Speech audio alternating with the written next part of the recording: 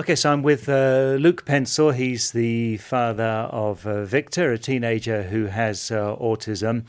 First of all, Luke, just tell us a bit about what autism is, and particularly the different levels, the different ways that autism can manifest. Thank you so much, Steve. Autism is they call it a neurological disorder in which we believe that these individuals are wired differently, and their differences manifest particularly in the form of they have challenges with social interaction. They tend to have challenges also with communication, and also they tend to have repetitive behaviors owing to the condition that they have. In other words, also, Steve, we are saying that autistic children tend to behave differently because they experience the world differently from what the rest of us do.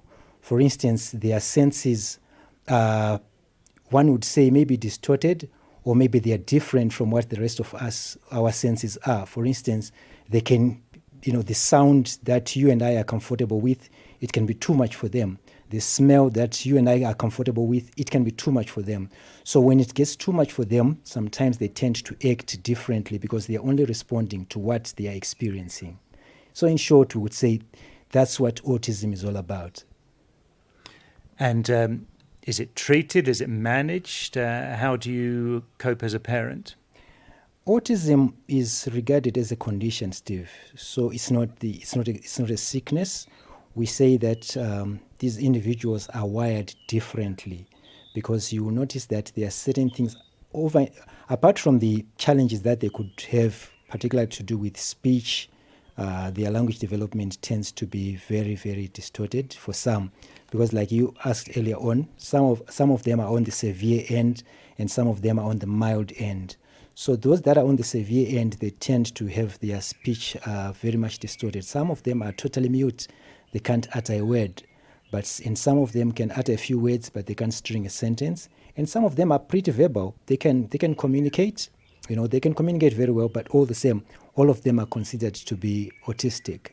So that's where the challenges are. Because sometimes we say in the autism world that if you come across one individual who is autistic, you've come across only one. You can't claim to know the next child, the next person who is also autistic. So it's very broad. Tell us about your journey then with your son Victor, who's turning 16 this year. Yes, my journey with Victor has been hectic, I need to say, because when he was only a toddler, maybe about a year or so, we noticed that he was very different, because Victor is our second child after the sister. So we noticed that he was very different from the sister. Not only from the sister, he was also different from the other kids, his peers at that time. He would cry a lot. He would cry uncontrollably.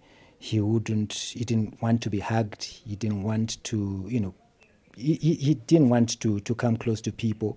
And he was different in a lot of ways, particularly the crying. It disturbed us a lot. He didn't want his hair brushed. He didn't want his teeth brushed.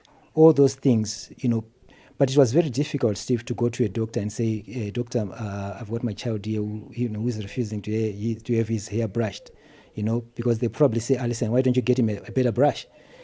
So those are some of the challenges that parents experience, because unfortunately, autism, when it is diagnosed by a doctor, a medical doctor, it is not diagnosed through blood tests or stool test or urine test.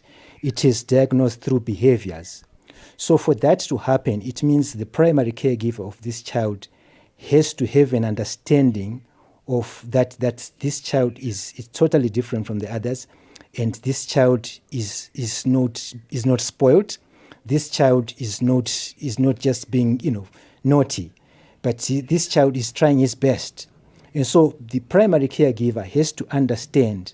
That's why we are doing this awareness campaign, Steve, so that the parents out there and everyone else out there can understand that if your child is behaving differently, he's not just being naughty sometimes. Sometimes he needs to be checked. Sometimes you need to take him to the doctors so that they can have a look at him, and maybe he can be diagnosed with autism. So to answer your question, yes, it is very, very broad. So at what point did you and your wife discover that your son is autistic? Like I said, when we came across these challenges that he was experiencing, we were at our wits' end, because we didn't know what was ailing our child, what was his problem. It took a parent, Steve, who was on radio, just like I'm on radio now, a parent who went on radio and was talking about their son. They were talking about the challenges that their son had, and they were talking about, and we were listening with my wife, and we said, listen, friend, it appears that what this lady is talking about is exactly what our child is experiencing. And so that's how we started getting to be, conscientized of the fact that maybe our child could be autistic. We took him to the relevant doctors, and it was confirmed that our son was autistic. And that was maybe at the age of about 5 or 6. We had struggled because we honestly did not understand him at all. And I should say that children with autism, people with autism, they can be extremely good, even brilliant at certain things. Definitely, Steve. You see, this is the other side that a lot of people don't understand, particularly in our country, or maybe in Africa. A lot of people don't understand that autistic people or autistic individuals can be brilliant.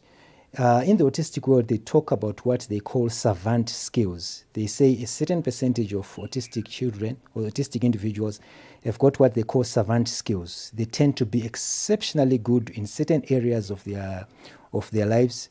Like, for instance, my boy is very good with his music. He plays his piano. Currently, he attends Zimbabwe College of Music, where they are teaching him to play the piano.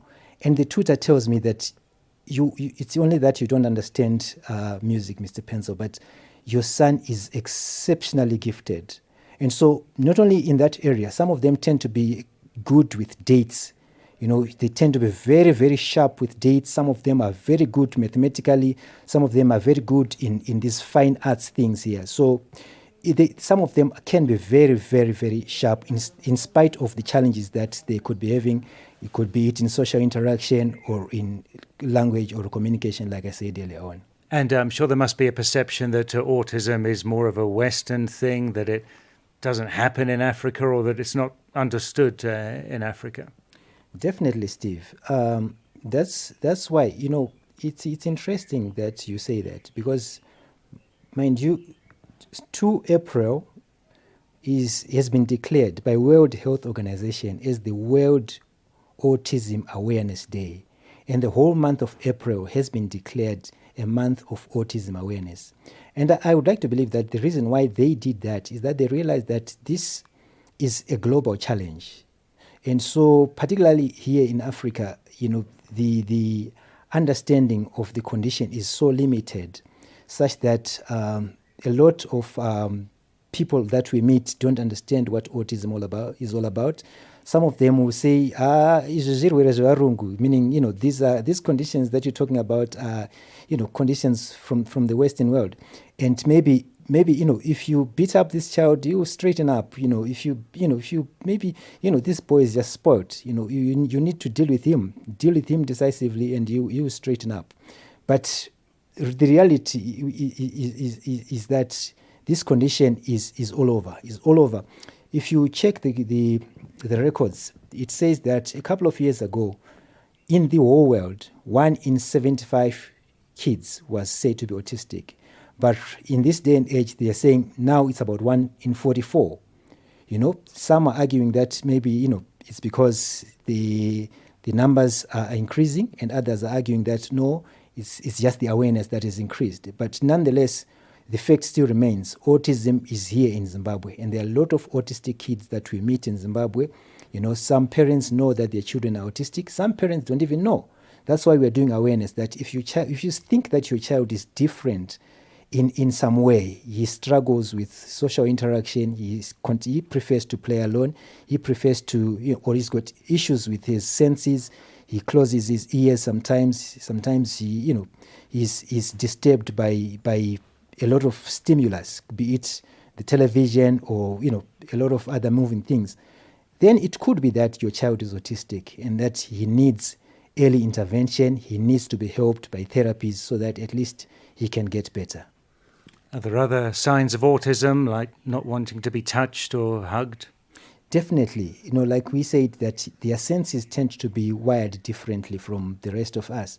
So all the senses that you can think of, sometimes they tend to be distorted. They could be what they call hypersensitive, which means sometimes they hear more, or sometimes they see more, or sometimes they smell more, or it could be hypersensitive, which is low, where they don't smell as good as everyone else, or they don't see as good as everyone else.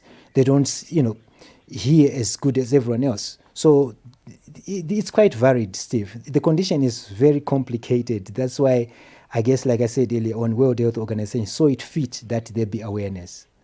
So then if you do discover your child has autism, the route is what? To understand them and to get support from others? I would say the first port of call would be to take him to the doctor. Here in Harare Hospital, there's a children's unit that is called CRU, which is the Children's Rehabilitation Unit. That's where they can get assistance. Or you can go to Annex Hospital at Pararenyatwa. There are some doctors. Like I said, that autism is diagnosed by a team of doctors, a team of specialists who ask questions to the primary caregiver. They ask you a list of questions, and if you tick a number of boxes there, then they've got the authority to declare your child autistic. If that happens, then your child should start what they call early intervention. Hopefully it will be early enough. But in the Western world, a diagnosis of autism happens maybe sometimes around a year or less. And so they administer early intervention by way of therapies. The child gets therapies, be it occupational therapy, speech and language development therapy, and a few other therapies that they deem necessary. And the child's life can improve dramatically. But here in Zimbabwe and in Africa at large, we realize that sometimes the diagnosis comes late. But even if you get it late, better late than never, you are better off understanding that your child has got autism, because you then understand him. You then, don't beat him up. In the autism world, there's this statement that we say, Steve, that says, if your child's behaviors are challenging to you, the child is not giving you problems. The child is having problems. It means the child, you need to look at it from that perspective, that he's experiencing a hard time. When you see him closing his ears, it's because he's experiencing a hard time. So it might be difficult for you as a parent or as a caregiver, but the truth of the matter that the child himself or herself is having a hard time. And therefore, there's something that you probably can do about it. Sometimes buy some headphones for him. Sometimes, remove him from the place that is irritating him in the first place. So you need to have a diagnosis from the doctors. That will help you to understand the child, and it will also help you in as far as the education of the child is concerned. Well, thanks, Luke. And just finally tell us about the Victorious Home Care Trust. Victorious Home Care Trust is an institution that we as parents of Victor started. The thrust of Victorious Home Care Trust is to raise awareness, autism awareness in Zimbabwe, just like I'm doing now, thanks to Star FM. We are raising awareness to the whole of Zimbabwe that this condition is amongst us, and that there are children who are different from the rest of the other children, and these children should be tolerated. These children are not spoiled. These children need to be embraced. These children need to be loved like every other child, and that is the one thrust of the Victorious Home Care Trust. The other thrust of Victorious Home Care Trust is because I am a parent to an autistic child. My wife and I are working hard to ensure that the child that God bestowed upon us, we have the best version of him. So we are doing all that we can to ensure that he develops into the boy that he's supposed to become, in spite of the challenges that he's got. We're doing all that we can to ensure that he gets an education, even in an environment that doesn't have many resources. Because apparently a lot of schools in Zimbabwe, they've got what they call resource units. But if truth be told, Steve, the resource units are not well resourced, and as such, the children don't get to benefit. They don't get to grow and develop in the manner that they're supposed to. So we are doing all that we can to make sure that our boy gets to be a better version of himself.